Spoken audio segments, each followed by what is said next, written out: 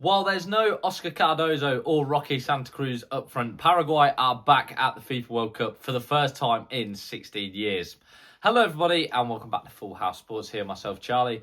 And before the video starts, to please like, comment and subscribe. Anything you guys do is greatly appreciated as I try and become a one-man sports news bandwagon. Yes, we're now on to Group D, the full flow of these team previews. And the first team that I've started off with is Paraguay, who in their last appearance at the World Cup, of course, got to the quarterfinals back in South Africa 2010 and pushed Spain all the way in that game.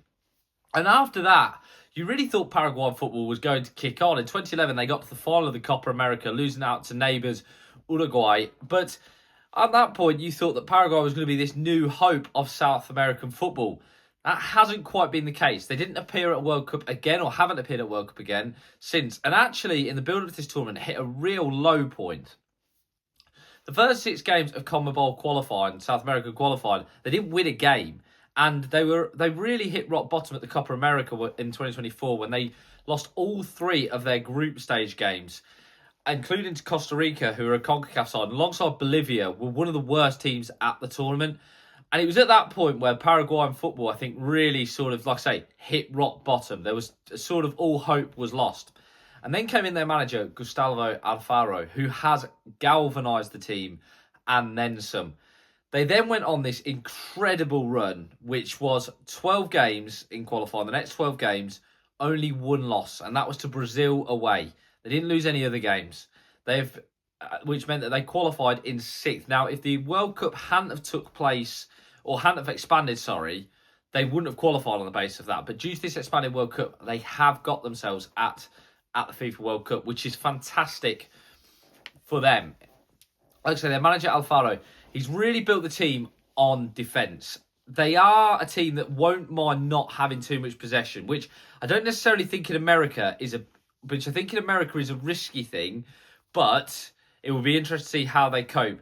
Their defence is filled with experience, including, of course, Omar Alderete, who's been plying his trade at Sunderland in fantastic fashion. He's been a standout this year in the Premier League in terms of signings. Alongside him is Gustavo Gomez, who plays for Palmeiras. For 9 years he's been at Palmeiras. He's won 2 Copa Libertadores, South American Champions Leagues, 3 Campeonato Brasileiraos.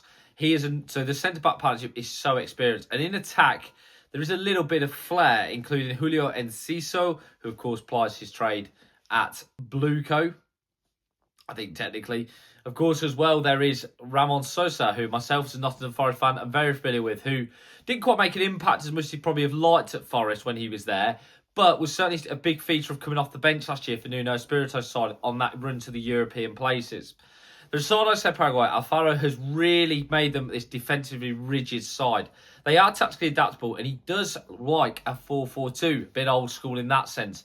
I think they're a side, though, that I don't want to say that again. I've said it about a few times, but I am excited to see because they're a real form side going into this. They played Mexico in a warm-up friendly in one of the last international windows. They beat them 2-1, and while they didn't dominate the Mexicans, they were certainly pretty decisive in the way they handled them.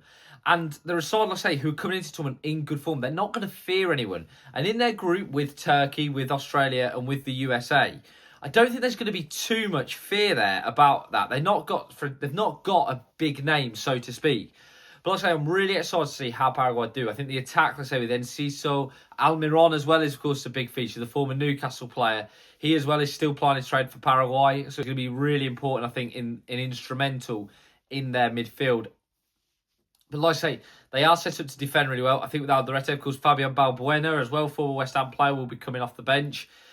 They're a side, let's say, that started off this qualification campaign really at the bottom and have gradually throughout managed to build up in this head of steam. Gustavo Alfaro deserves a huge amount of credit for that. He was actually Costa Rica manager at the Copa America, who, when they beat Paraguay, came into the Paraguay job and has managed to take them to this World Cup, which I think deserves a huge amount of credit.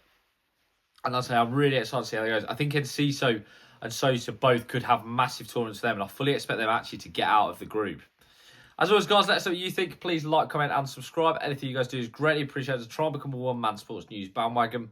As always, have a great day.